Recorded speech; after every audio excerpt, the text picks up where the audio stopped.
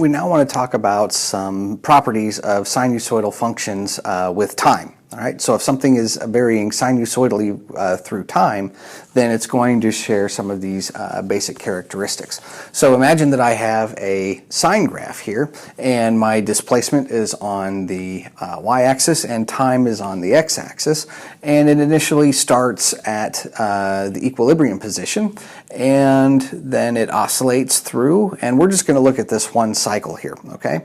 So the one quantity associated with oscillatory motion is called the period, okay? So we call the period, we label it by the letter capital T, and it's the total time for one cycle. So if my object starts here and it moves through to here, then it goes through to this point, and once it reaches this point, you'll see that when it was zero, it's zero at three spots, here, here, and here, right? But at this zero, as it's moving through zero, it's moving upward. As it's moving through zero here, it's moving downward, so that's not one yet complete cycle. But when it's here and it's at zero, it's moving upward again, so that's one complete cycle. So the period T is the time for one complete cycle to complete itself, or for the complete time for one complete cycle, okay? Time for one complete cycle.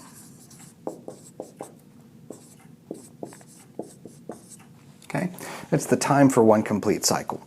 There's also this quantity called the frequency.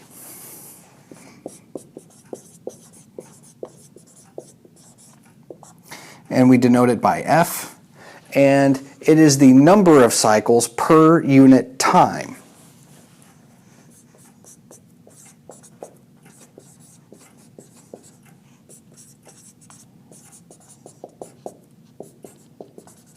Okay, it's the number of cycles per unit time.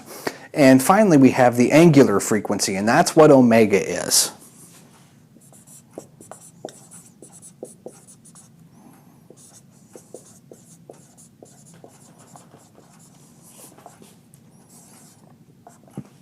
And omega is a little bit more difficult to kind of wrap your head around. Imagine that we break the entire one cycle into radians instead of time, okay? So here would be 0 radians and here would be 2 pi radians. Then frequency is the number of radians per unit time that the cycle has gone through, okay? So it's, if you think of breaking the cycle up or looking at the entire cycle as an object moving around a circle, okay, moving around the unit circle, say, then it is the amount of radians that the object moves through per unit time, okay?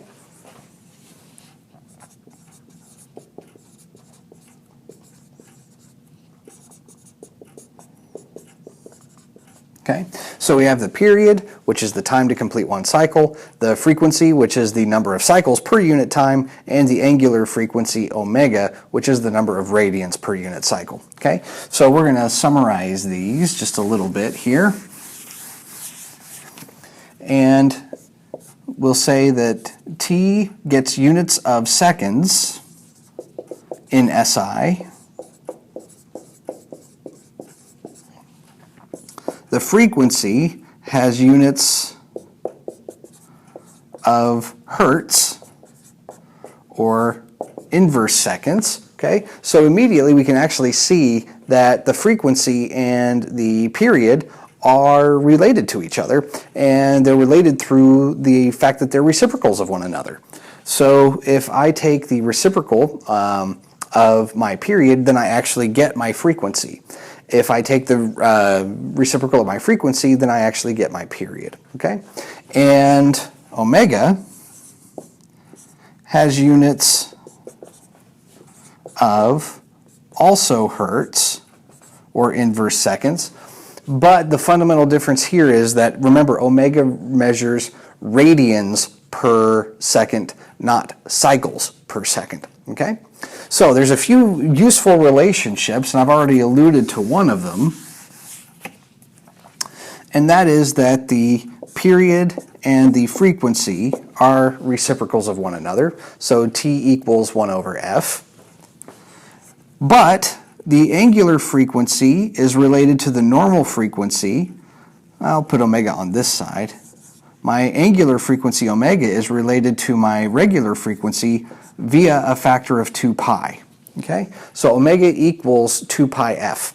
So when we were looking at the spring constant, or the spring rather, and we had the mass and it was oscillating up and down, and in the last video we saw that omega squared equaled k over m, implying that omega was the square root of k over m, then omega, k over m, was actually equal to 2 pi times the number of cycles per second that the spring is moving through.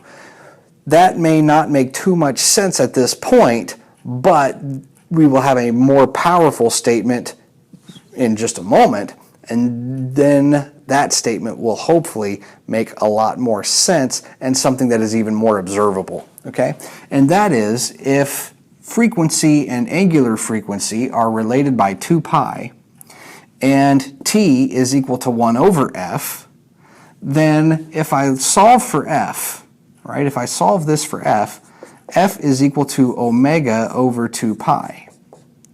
That means that my period should be related to omega by 1 over omega over 2 pi, but that's the same thing as 2 pi over omega. Okay? So my period is related to my angular frequency by the relationship 2 pi over omega. Now, again, omega from our previous considerations was equal to the square root of k over m. So, if I want to just find the period of a mass hanging on a spring and it's oscillating, okay, so one period, this might help with an actual visual aid here. Okay, so if I look at my mass hanging from my spring, right, and I pull it down, then one period is the amount of time it takes for one cycle to complete. So if I let it go, it's going to move up and then back down, and the time it takes to complete that one full cycle is the period. Okay, so one period starts, or I should say the length of one period is 1, 2, 3, go, that long. All right, so go, however long that took for that cycle to be completed, that's the period. All right, and if you know what the spring constant is and how much mass you have hanging off of your spring, then you can predict the period by then plugging in 2 pi over the square root of k over m, which if you don't want to have 2 pi over that square root, then you can rearrange it